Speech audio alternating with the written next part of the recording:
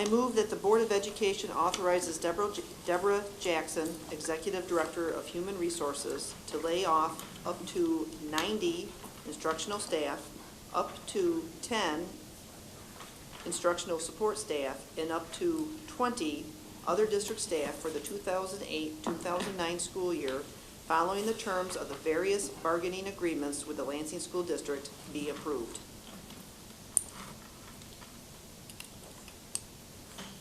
Second.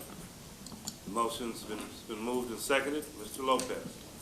It's a displacement, but it's basically a layoff notice. I think we went through it at the Personnel Committee meeting. Which is it? Is it a layoff, or is it just advising teachers that they may be displaced? So the long and the short, it's a layoff notice.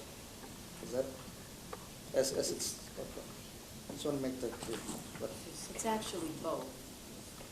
A teacher can be displaced, which means the position that they currently have it's either not available to them anymore, it's been eliminated, and in that case, they actually have the opportunity to go to a displacement meeting where available jobs through things like retirement can be made available to them based on their seniority.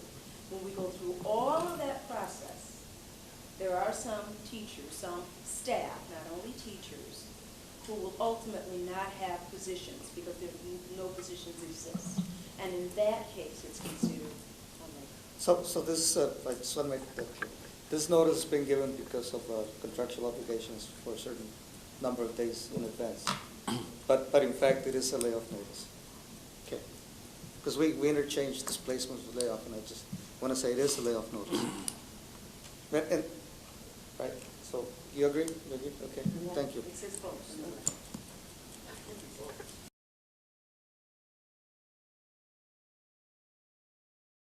Something has to be worked out with this union and some of these agreements that we've had so that we don't continue to do this every single year. This is ridiculous, and it's the same thing.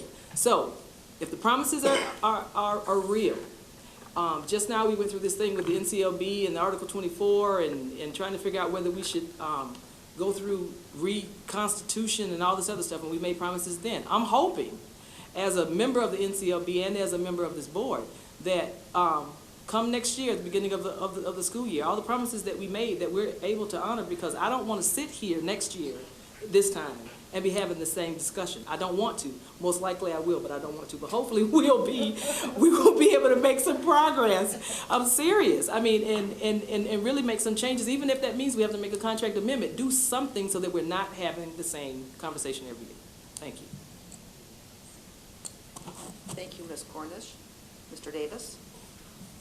Yeah, just to follow up on the same theme, we're sending out 90 notices. As I understand it, we have some concept of some retirees, which will necessarily reduce the number because we would have current staff obviously be available to fill the retiree slots. What I think this presents to the board is this exercise is that we got individuals who are, these are going to be mostly non-senior staff who are going to be worried about this notice. And they are people we have hired on a theory that we wanted to have that kind of vigor in the district. And we went through the whole early retirement payment, which cost us a fortune, so that these people could be brought into the district. Now we're sending out notices that mostly logically would affect them in terms of the concern that they would experience. I find that also to be dysfunctional. But I think from the board's perspective, if we let these professional members go into the summer, that would be after school year's out, not knowing their status, then we have a real significant likelihood that they would seek other employment, and they're not going to find it in Michigan. I don't think. How's the jobs in Michigan?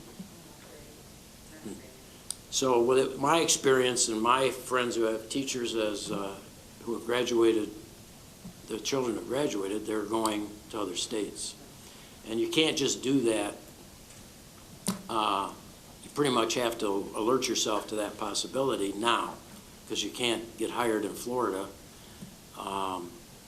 if you start applying in July, most likely, unless you have a great specialty. So I think this board has taken it upon itself and the administration to get this done in the next 30 days. And what I mean by get it done is, these are projections, this goes back to the earlier discussion, these are projections of what we need to bring our budget in line for next year. This is the easiest way to even out a budget. This is 90 times 100,000 and you add the others in, that's $10 to $12 million. That's all this is. It's an exercise in anticipating what we need in order to have a balanced budget next year. This is the only way you can do it in a simplistic way. The hard way, which is what we have to do for the next 30 days, is eliminate programs that aren't delivering achievement. And so when some of us bring these up,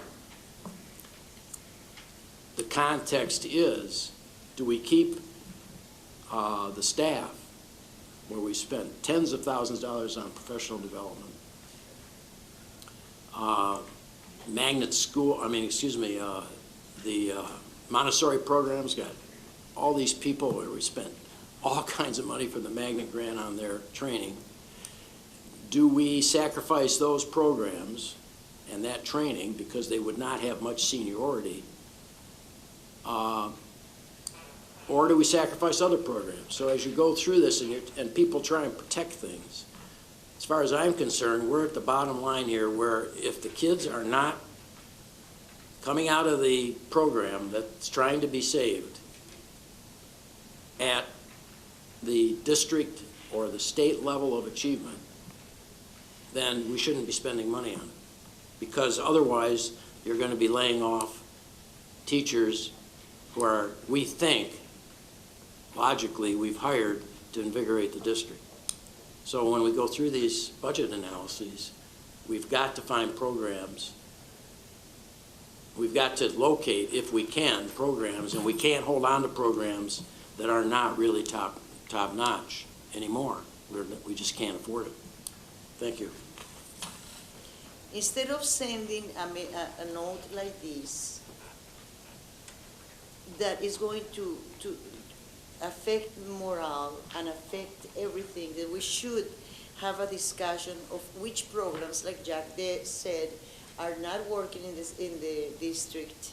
And as opposed to scaring all these people, we should be very careful how we come to this 90 number that is going to make news in the newspaper, us very unhappy, teachers very unhappy, affect morale, when indeed we don't even know if it's going to be 90.